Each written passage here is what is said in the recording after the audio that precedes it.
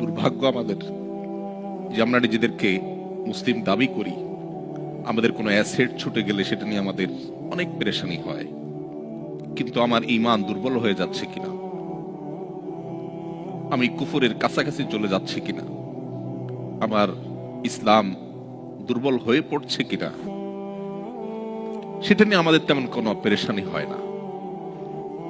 আজও যে সমস্ত মুসলিম পৃথিবীর বিভিন্ন প্রান্তে, এমনকি মুসলিম সমাজ এবং সোসাইটির মধ্যে বসবাস করেও নিজের ইসলামী আইডেন্টিটি ধরে রাখতে পারেন না, তাদের সবচেয়ে বড় ঘাটতি এবং দুর্বলতার জায়গাটা হলো ঈমানের দুর্বলতা।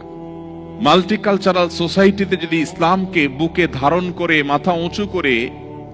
হীনমন্যতাকে দূরে ঠেলে আপনি যদি আপনার দ্বীনকে নিয়ে আপনি প্রাউড করেন,